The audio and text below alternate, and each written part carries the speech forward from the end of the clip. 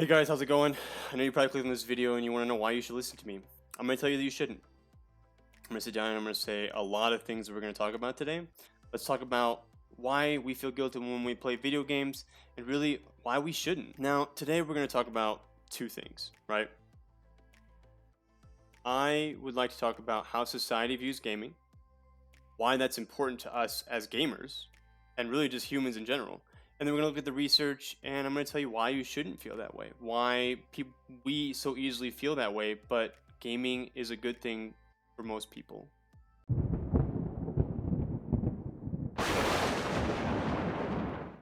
I'm going to start with this first thing from an article out of Society Views Gaming in the UK.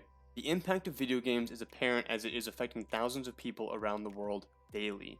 From Street Fighter to FIFA 09, these games are impacting the gamers in society psychologically and physiologically. Many gamers have become attached to the life and person they believe they have become through virtual worlds experienced in games. These worlds have caused gamers who otherwise would not be living their ideal life in reality to get caught up in the fantasy and unrealistic expectations of video games. Let me just start by saying, many gamers have become attached to the life and person they believe they have become through virtual worlds experienced in games. This sounds like some sort of disassociation that I don't think most gamers feel. And I think this is more of a projected experience by people than an actual experience that gamers feel. When you read things like this, especially somebody who plays video games, it infuriates me to a point where it's creating such a negative connotation in society that people who play video games are crazy, nuts, lazy, greasy, they have neckbeards. But when you come across something like this where it says, these worlds have caused gamers who otherwise would not be living their ideal life in reality to get caught up in the fantasy and unrealistic expectations of video games. Cause gamers who would not be living their ideal life. Literally, that sentence alone is enough to cause somebody to feel guilty about sitting down and playing video games, in my opinion. And I think most people feel this way about video games. And it's unfortunate. And I think that it's expressed and pushed onto people who do play video games. Mixed feelings, uncertainty among the general public toward video games. Percent of adults who think the following qualities are a waste of time. True for most gamers, true for some gamers but not others, and then not true for most gamers.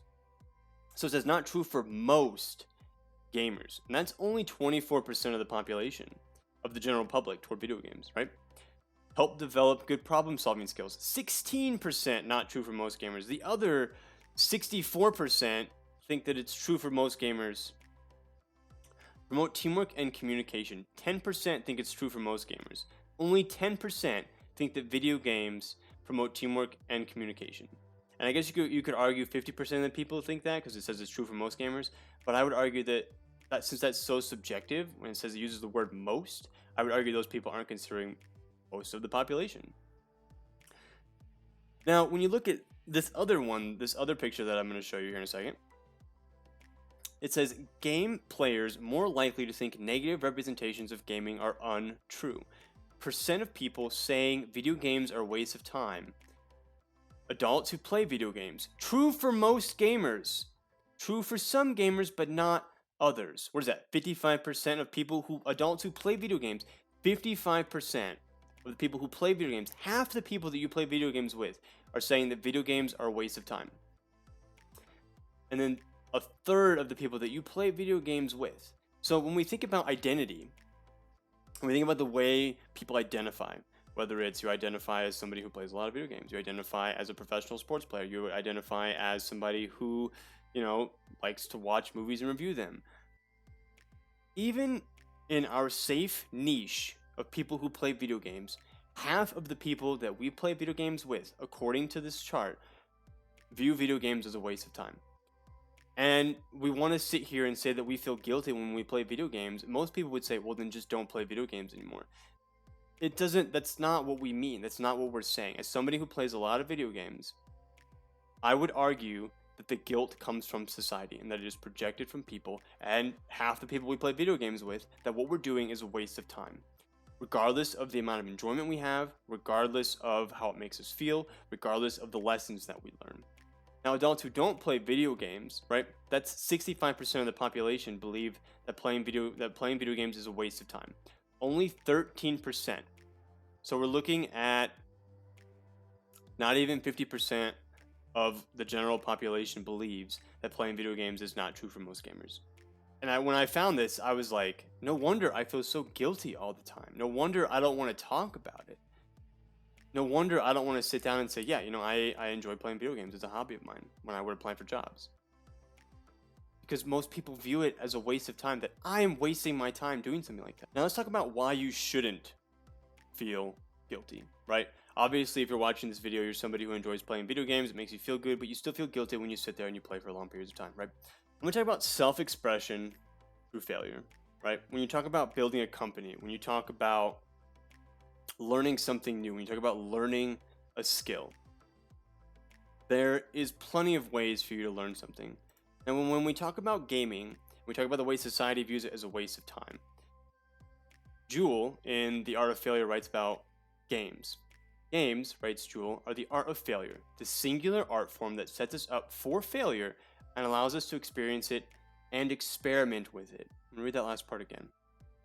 The singular art form that sets us up for failure and allows us to experience it and experiment with it. Video games have given me a way to experience it through extra lives, if you will, and come to terms with it, and that it's okay. And as long as I learn from it and I do something different the next time, the results will be different and potentially gratifying, right? Now, when we talk about emotional regulation, and we talk about dealing with negative emotions, there's this other article. It's called The Benefits of Playing Video Games by Granick, Lobel, and Engels. Both traditional and video games are fundamentally voluntary in nature, meaning you don't have to play them if you don't want to. They can include competitive and cooperative objectives. Players immerse themselves in pretend worlds that are safe contexts in which negative emotions can be worked out, and games allow a sense of control with just enough unpredictability to feel deep satisfaction and intense pride when formidable goals are finally reached. And that sounds great to me. It's voluntary, you don't have to play it. Competitive and cooperative, and in some sense, both, where you play with your teammates against somebody, immerse themselves in pretend worlds that are safe contexts. Let's talk about that for a second. A safe context, or a safe place. Why would society deem something that we would call a safe context or a safe place a waste of time? Why is over 60% of the people that we may bump into, and half the people that we play video games either with or who also play video games, deem going to a safe context or a safe place as a waste of time? No wonder we feel guilty. We feel safe here, but society has deemed this as such a waste of time. And it shouldn't be.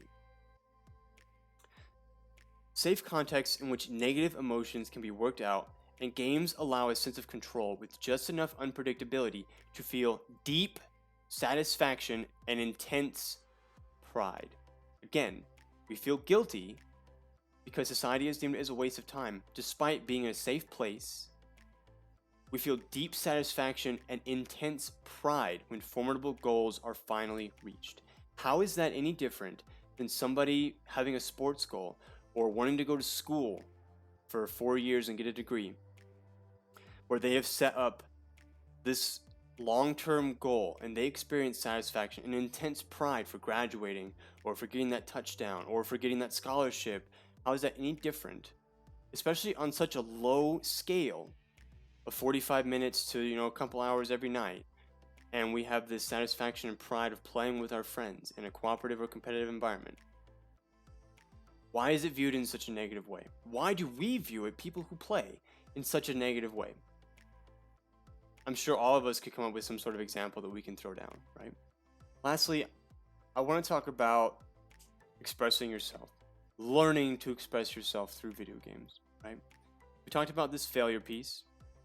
Failure allows us to experience it and experiment with it within video games. And we talked about dealing with negative emotions of intense satisfaction and intense pride, right? But when you think about video games and you think about that kid who plays Call of Duty for the first time, and most people, generally, like we read in that first article, would say it's impacting this child in a negative way. Sure, maybe. I think their response creates a learning opportunity that as a society, we should sit down and say, look, it's okay to be angry. It's okay to be upset. The way you handle it and the way you respond to it, that's what's important. Instead of laughing at these people who are smashing their keyboards or throwing their PS5 off the balcony because they're tired of playing it or they're so mad, we create a situation where we say, that's not okay. Instead of saying, video games are bad. It's the video game that's the problem. How is that any different than a football player or somebody who had just failed the test going home and either crying, or a football player going back and smashing his locker, or that PhD student who just drops out of school and says, you know what, F it, I'm done? How is it any different? And we want to say it's different because when we look at what these people are doing and what they're playing, it's a fake environment. And so for us, because it's not real, it couldn't possibly have real implications on the person playing them. I disagree. And science would support that fact by a lot of these articles that I've shown up, and they're going to be down in the description as well if you'd like to read further. As a society, it is our responsibility to take care of people. It is our responsibility to make sure that people who are playing video games are taken care of. And in that sense, I don't mean that they need to be sat down and told, hey, like, this is a voluntary thing. You need to know that this is what you're getting into. Here's a disclaimer, sign it. Like, it's not like a dangerous sport. But people who play video games, a lot of times are doing it because they enjoy it, because it's fun. But they're also doing it because it makes them happy. It lets them deal with failure in a safe environment. Now, speaking from personal experience, it has allowed me to grow in a safe environment. It has allowed me to deal with things that I otherwise would not have been able to deal with by processing them in a safe environment, in a video game with friends or people that I would call my friends. I think the big thing here that I want to say is that you're feeling guilty when you play video games. I know I do. If you clicked on this video, there's a chance you're feeling guilty when you log into that game or you boot up that PS5 or whatever, right? That's okay. The end message here is that's okay. When we look at the research, society has damned people who play video games. Society has pushed people who play video games aside as a waste of time. Even people who play video games have deemed people who play video games wasting their time. If it is something that you enjoy, if it is something that you are growing from, it is something that you are learning from, and it is helping you in real life, I don't see any reason why we should deem video games any worse than that kid who's also going to football practice, or that kid who's going to track practice, or that kid who's doing extracurricular things at school to learn more. Learn to express yourself through video games. Learn from your mistakes. Learn to take it with you into the world. As a society, we need to battle the guilt that gamers feel, because it's not something that we need to feel guilty about anymore. Thank you for your time, and I hope this has been insightful.